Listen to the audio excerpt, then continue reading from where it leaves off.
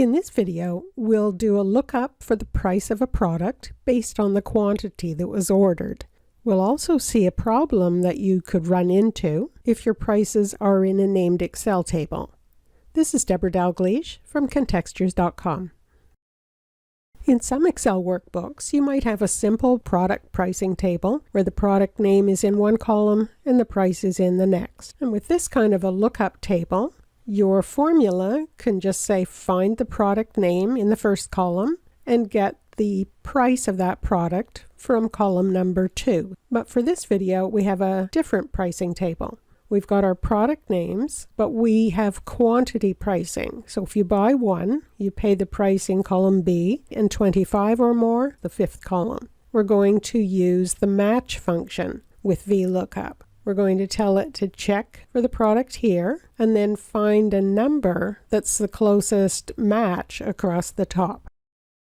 In this cell, we'll create a VLOOKUP formula, and inside that VLOOKUP function, we'll use the match function. So before we put it into the VLOOKUP, we'll see how match works. So in here, I'll type equal match.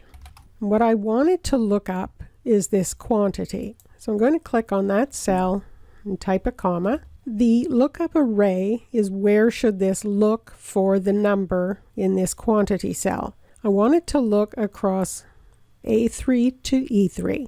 And I'll type another comma. And the match type, we have 3 choices: less than, an exact match, or greater than. We don't want an exact match because we're going to have different quantities than the ones that are listed in the heading cells. We're not looking for something greater than, we're going with less than. When we choose this option, the array must be in ascending order, which ours is, the smallest number up to the largest number. And because the first cell has text, it has a numeric value of 0. So we're going with less than. I'll double click on that, close the bracket, and this quantity would be in the 3rd column. So 1, 2, 3. 9 is greater than or equal to 2, so the price of a lamp should be $48. Now if we change this to a 10, it's now going to get the value from the 4th column, which would be $45. Now that we have the match function working correctly, it can find the column number for the VLOOKUP, and we're going to build the VLOOKUP around this match function. So I'm clicking right after the equal sign and before the match, and I'll type VLOOKUP and an open bracket. The VLOOKUP should find the product for us, so I'm going to click on the product name and type a comma.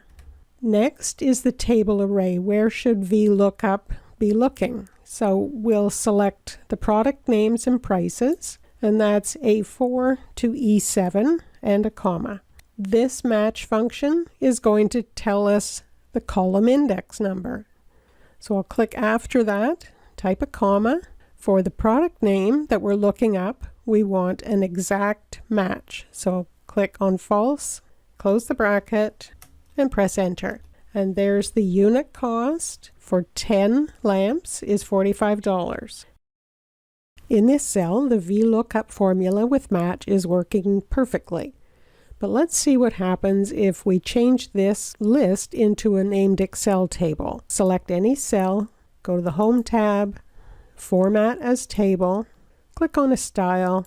We have the data selected, we have headers, click OK. It looks lovely, but now the formula appears to be broken. The problem is when you create an Excel table, any numbers that you had in the heading are no longer real numbers. These are text numbers now.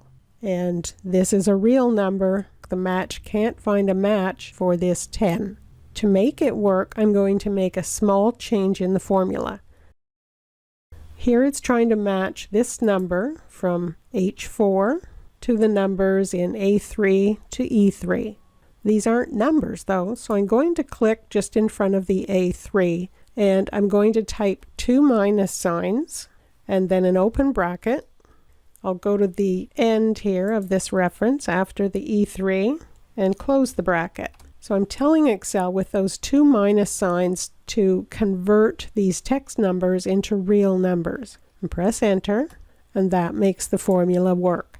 So if you're using an Excel table, you're going to have to force your numbers from text into real numbers.